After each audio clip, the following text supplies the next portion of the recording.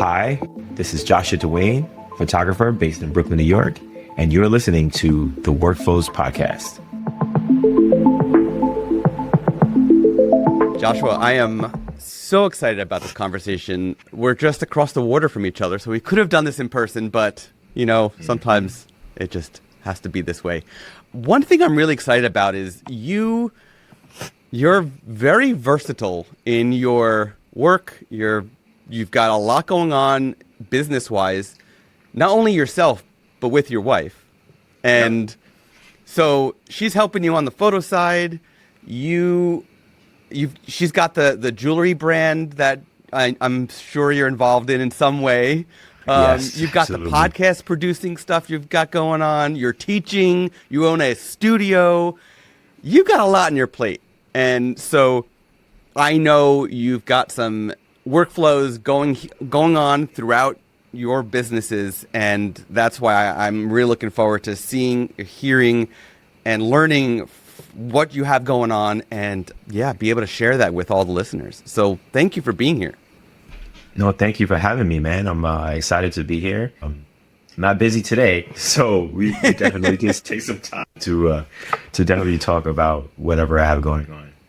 Yeah. So let's dive into the first thing that you mentioned that has been going well in your business. You said that you feel like being behind the camera is what really goes extremely well for you.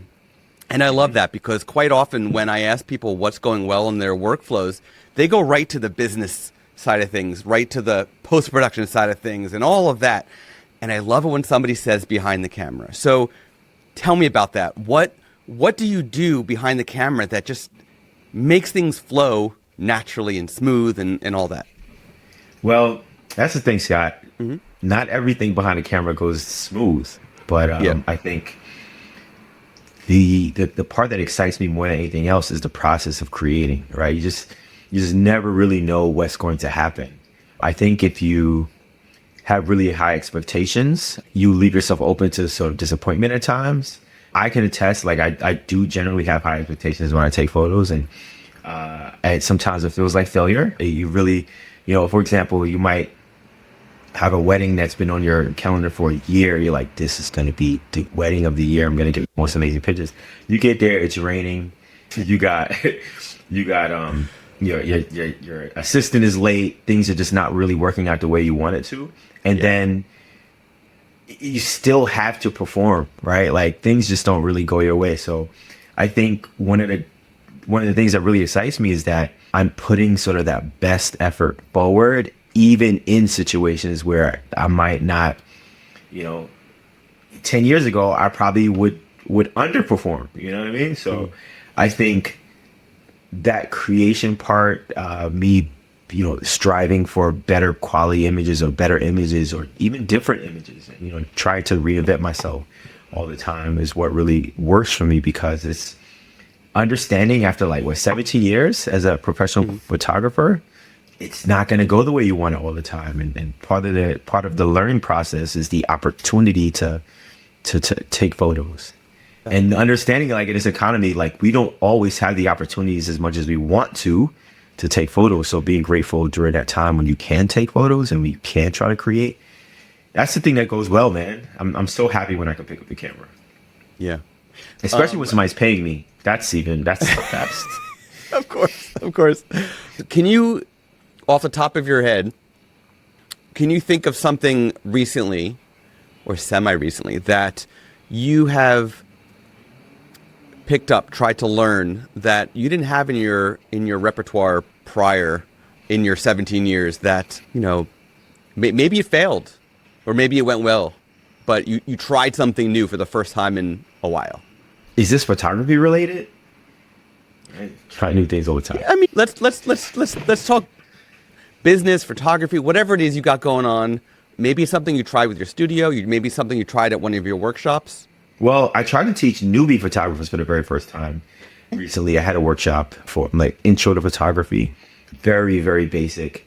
And that was a challenge. Scott, I'm used to teaching people who know what ISO is.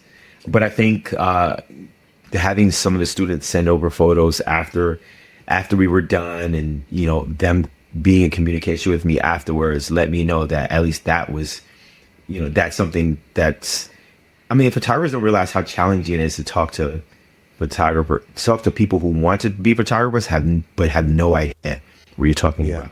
There's a certain like expectation that you will have if you know there's a photographer. We know where to press the button.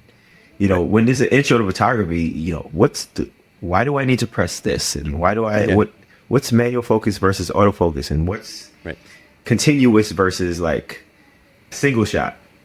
That's what's something that really went really well for me.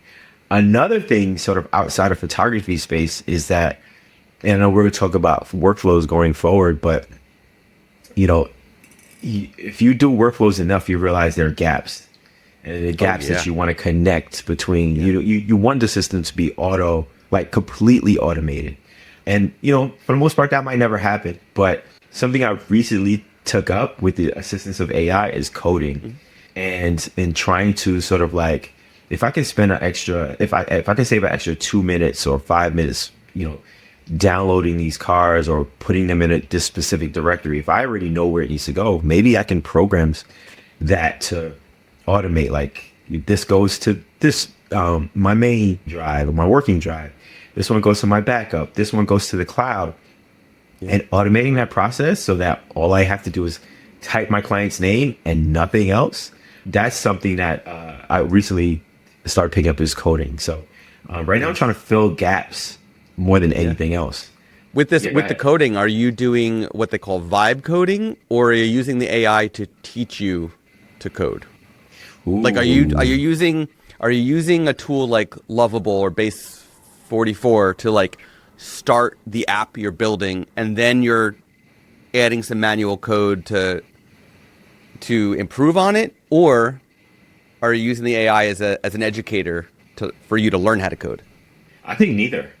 Okay. So first off, my algorithm is all crazy because I got an ad for Lovable today, which I never got before because now it really knows I'm doing this stuff. But it's been a funky journey. At first, I was just like going to AI and saying, "Hey, I think I started, the first thing was on ChatGPT. Like, I want to learn how to, or I want to create an app that does this." And then it would just spit out code and you really don't know what to do with that code. So then it was like learning, okay, I need to create this sort of Python environment on my computer and literally doing it manually. And then to the point where I got all the way up to using something like Claude Code and then creating my sort of structure and how I want things done and feeding that to the system. The problem with all that is that AI in general, the ones that can remember what your history is and things like ChatGPT or Gemini or anything, the problem is that they're really self-serving. They're there to make you feel good about what you're doing, as opposed to you being the sort of director and you're being the orator of what you want your code to be. So it can get loopy if you're using AI. So that's been a huge learning curve for me. I did coding in college, but I was never really good at it. So this is sort of taking the guesswork about what to do and how to do it and just giving instructions and making the high level decisions. Yeah, I love it. Yeah, that it's fantastic that you're using AI in a way that, you could get some tasks done that you may not have a solution for at the moment, right? I have a feeling things like Apple shortcuts, for example, are going to start incorporating Apple Intelligence, which isn't great yet, but it'll get there, especially with its integration with ChatGPT, right? I think Apple Shortcuts will start utilizing Apple Intelligence to help people create shortcuts to do things like what you're currently coding, right? Being able to give it a prompt and say, help me make an Apple shortcut to do this, so that when I insert a memory card, I can push a button and all this happens.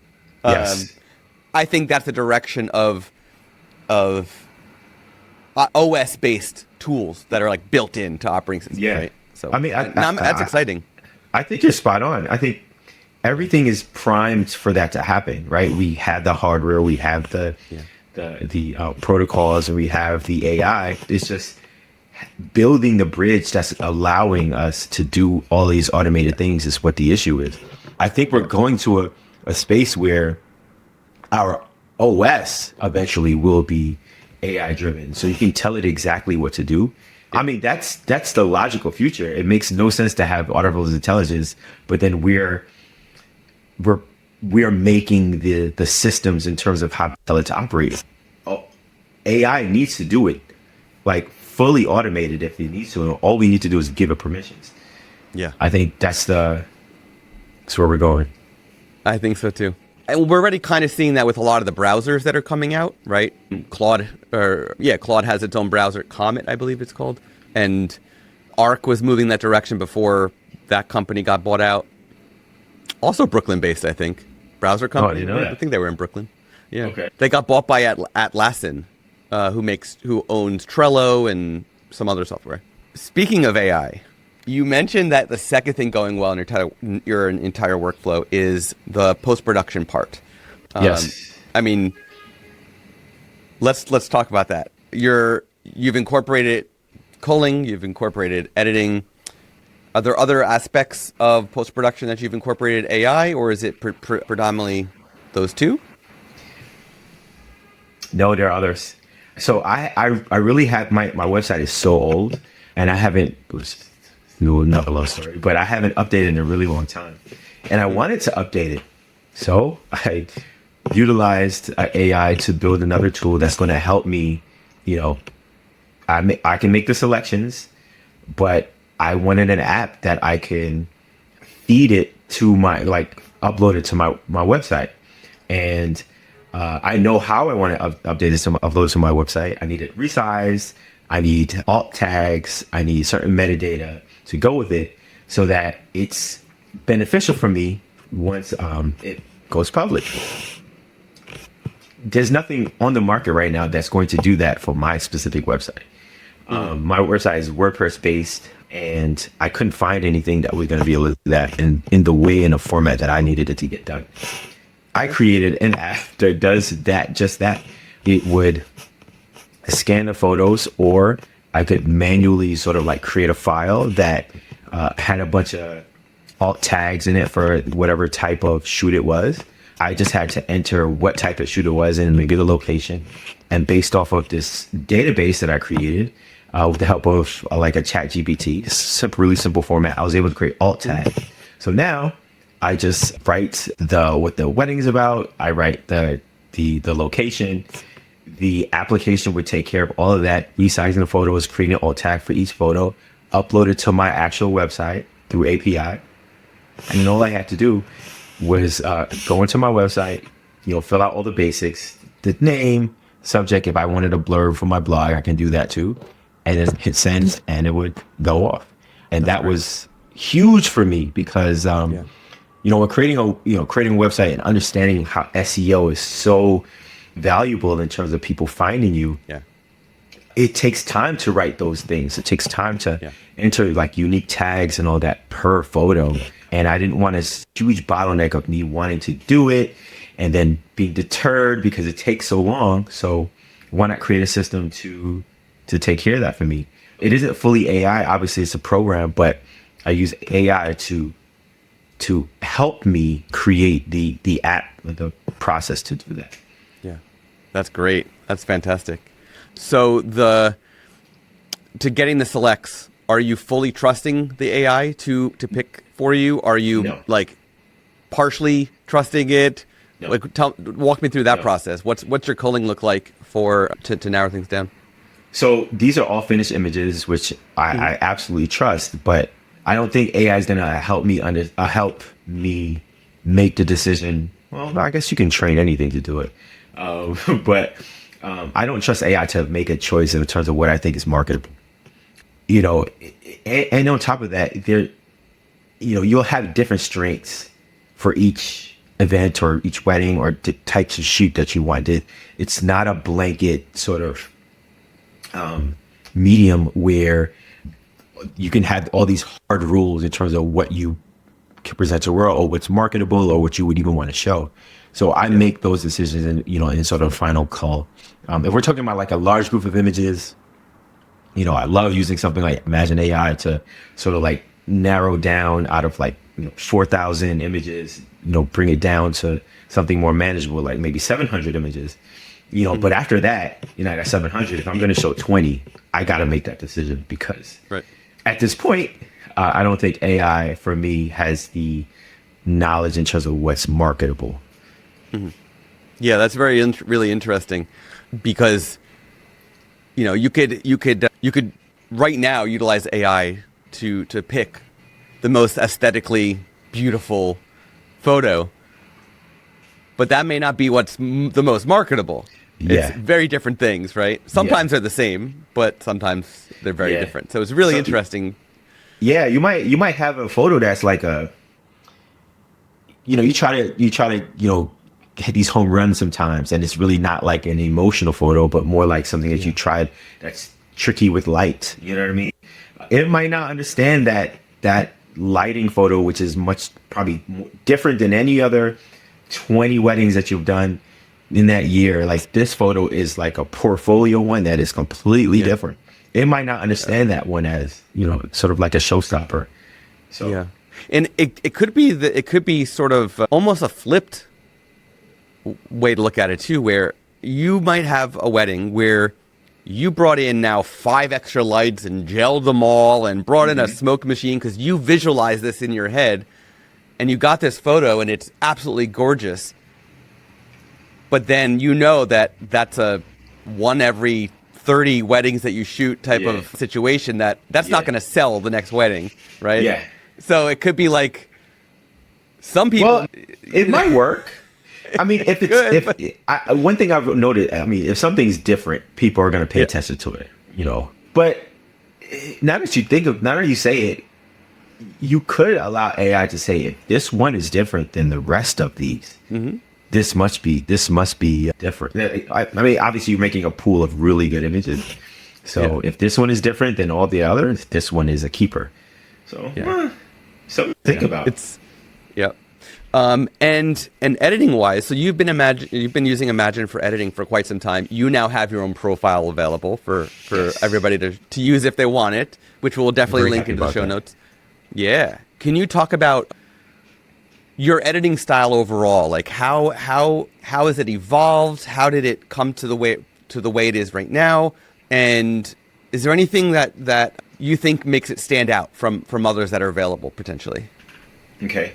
That's a good question. My editing style has evolved. I mean, I can't look at photos from years ago without cringing. And it's not like I feel like they're bad at all. It's just, I wouldn't edit like that anymore. I think it's crazy. And I'm pretty sure my editors at the time thought it was absolutely wild how I was editing a few years ago. But the evolution has been, I'm really happy with the evolution. I think, editing is one of those things when you just start doing photography, you're not thinking about, you don't think about it the way you should. For me personally, it was about being trendy. I think I asked a friend of mine at the time, he said Canon had this nostalgia look that I was trying to chase. I seen other photographers had. And trying to do that and then failing miserably and then trying to be super colorful and very detailed, dark backgrounds, brighter subject, everything, to where now I just want it to be more true to life. And I want people to feel, I don't want people to be distracted by how the edit looks. Like editing should be the thing you think about secondary, right? Like people, especially non-photographers, they should look at the image and feel the image and then talk. And then you say, man, it's beautiful. And then try to figure out why it's beautiful. Is it the tones? Is the skin color? Is it how soft it is? Or is it how hard it is? Like what draws you to this image?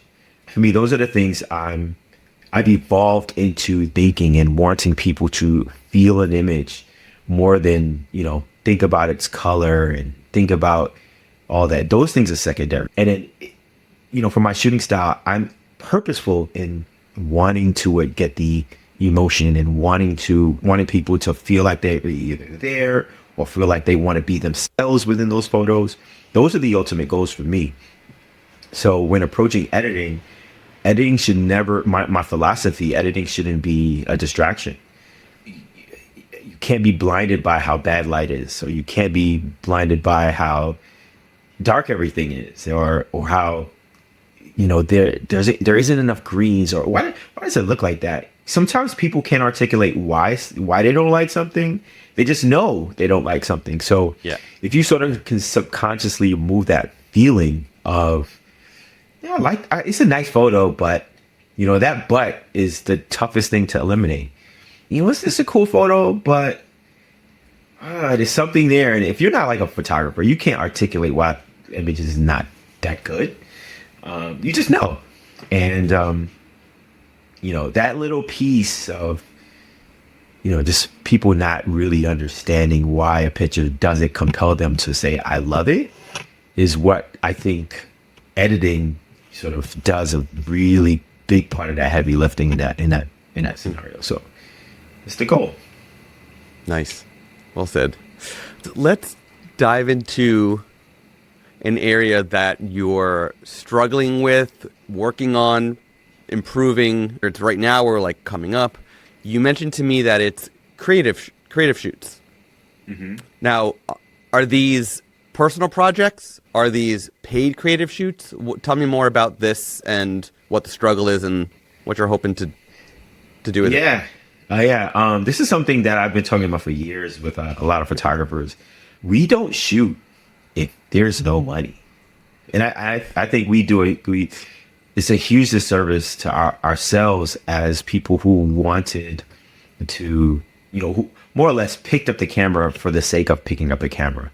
The curiosity of creativity is something we're all innately born with. Some of us, it stays with us long enough where we can do creative things as adults, not just photography, but specifically for photographers. A lot of times we're not creating just for the sake of creating. We are too busy. Life happens. We have families, businesses, trying to get money. That's usually probably the biggest reason why we don't do it, because we're trying to chase money in other avenues. But I strongly feel that, personal work can aid in that. And we don't give it enough attention to, do creative shoots on our own. So I think one of the biggest things is trying to find things that are, generally worth the effort to do creatively for me. I've shot a lot of personal stuff while having a functional business and while having paying clients. But I think I still need to do more. I think it bleeds over to what I do for other clients. And also it continues to bring eyes. It's like, social content. A lot of us that have business really only make social content like surrounding our business to sort of, because it's required of us. Yeah. But to make social content for the sake of it, who wants to do that? It's the same thing with photography. Sometimes you're like, why am I doing this shoot? For what reason? But the reason is it would bring more eyes. For me personally, I believe that'll bring more eyes to my photography business. Right. That's a really good example of this, actually. Go ahead. So in the sport portrait space, right? You and I know a lot of photographers in that space. And there's some that are high volume sport portrait photographers. There's some that are low volume sport portrait photographers. Mm-hmm. You have the Jason Sterlings of the world that they're lower volume sport portrait photographers, and the content they put on Instagram and YouTube and whatnot, TikTok, etc., of doing the smoke and the fire and all the crazy lighting that's just so freaking impressive and all that stuff. They're doing that for every sport player that they photograph. Every single one. Yeah. They're doing that. So it's lower volume because they're taking more time in the production. Then you have the Jay and Karina Boatwrights of the world that are high volume, knocking out entire sport leagues in one day. But they're doing the creative shoots once each league session, and it's the end of the day. Yeah. They wait till all the money making shots are done, right? Mm-hmm. Where every parent's about gonna buy a whole bunch of prints and digitals and so on. And when everything's all done, they ask one of the players that like caught their attention during the day to do the creative shoot for themselves. Yeah. And like that's what you were just talking about. That's what it reminds me of is like you do the money making work and then figure out while you're doing that what the creative thing is for yourself and take the time. Yeah, I you're spot on. That's one of the things I used to teach in my workshops is that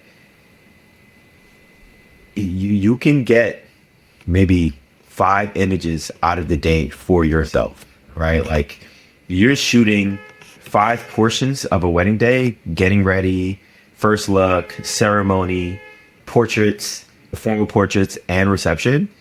5 of those, you need to create 5 portfolio images for yourself. You don't have to be happy with them, but to at least try to make, 5 images for yourself because you spend so much time like following a schedule or following a shot list. When do you create for yourself? So I totally agree with at the end of the day, let's try to get something for ourselves. Yeah, it's great. It's a great approach. So what are you going to do to try to plan more? Are you currently in the brainstorming process of like writing down all of your different ideas, or like what are you doing to make this better for you going forward? Wallowing in it, man. wallowing in the fact that I haven't done it. I mean, I don't really need to right now. There's no like brainstorming. I have full what do you call it? What are those sheets? Mood boards of things that I want to do. Multiple of them. I have things in my head. It's really just planning and timing. Really, that's what it is. And the hardest part isn't me, because if it were just me, I just go to my studio and shoot. But it is coordinating models. It is getting a makeup artist that will do it for the sake of creating. It is getting hairstylists to do that.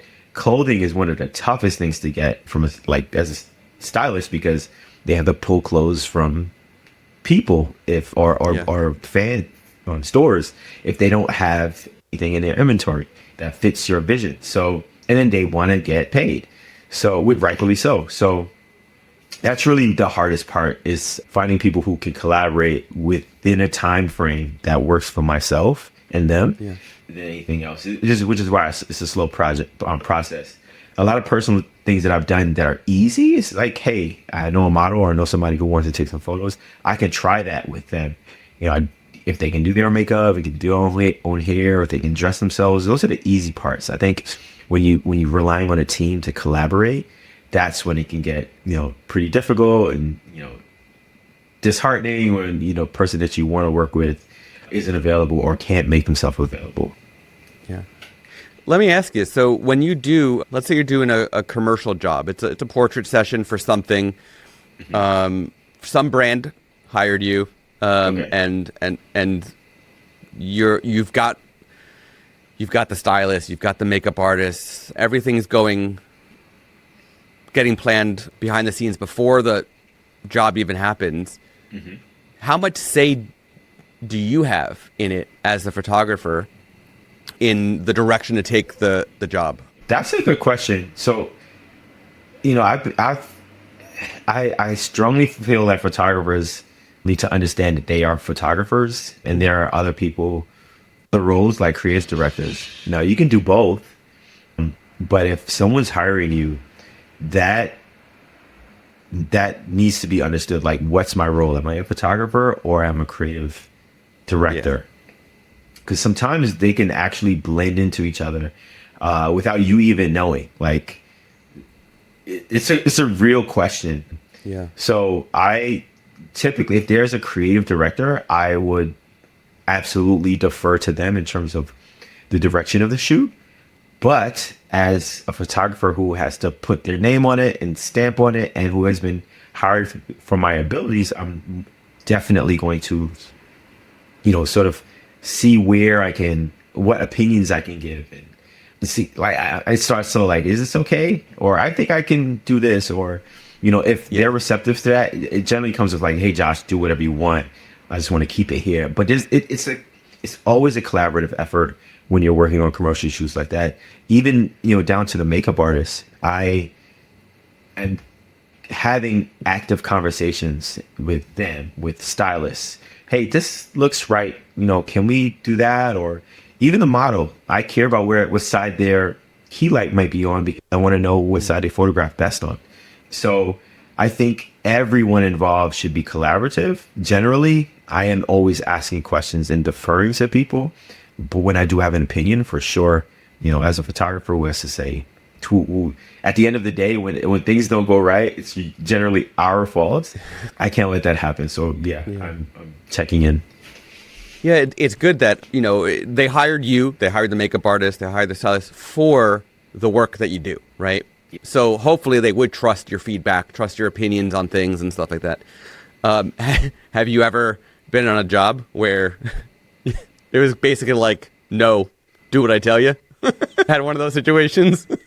Yeah, I do all the time. My wife. Fun. That's got to be fun. It's my wife. She's like, no, I don't want it like that. I said I want it like this. I'm like, right. Hey, you're the boss. You got it. Yeah. Well, I think your wife gets a pass.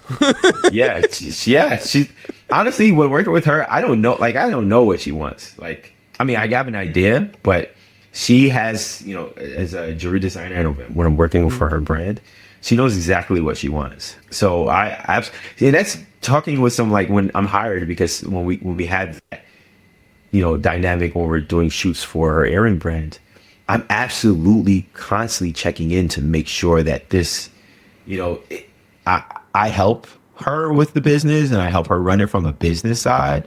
But as a designer, she's the creative person. Like, she knows exactly what she wanted. The angle is how she feels it photographs better, how it looks.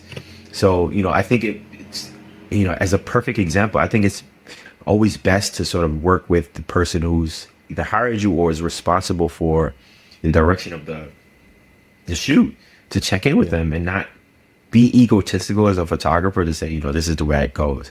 I've heard stories, I've worked with people after they work with other people in our industry. And I've heard stories about how, rigid people can get, which I completely understand because, like I said, it's our work, we care about it deeply. But, I'm a collaborative person, always have been, always will be. Yeah. Love it. Joshua, this has been fantastic. I love chatting about all this stuff, and I feel like I could talk to you all day about this. But in the meantime, can you share where all the listeners who have not seen your work, where they can find you, check out the wedding work you do, the portrait work you do, what workshops you got coming up? Because I think this is going to air after your next workshop, unfortunately, but where they can find your workshops and all of that fun stuff. All good. So, guys, you can find me on Instagram at Joshua_Dwain. There's no Y in my name. It's an I instead. And my website, joshuadwain.com. It's old, but it still has new work on there. Check me out on those two platforms. If you want to find out more information about my workshop or education coming up, I have a link in my bio on Instagram. Check me out right there. Sweet. And we will definitely be linking to your AI profile for Imagine in the show notes as well, so everybody can check that out. And again, you can try Joshua's profile before you even buy it, which is fantastic. So with that, Joshua, thank you for taking the time and sitting down with me and chatting about all this incredible workflow things you got going on. Thank you for having me, man. It was great sharing. I gotta interview you, man. I want to pick your brain. So let's definitely talk soon. But thank you so much. Yeah, for sure. It needs to. Thank you for having me, man. I appreciate this. You have been listening to the Workflows Photography Podcast. To hear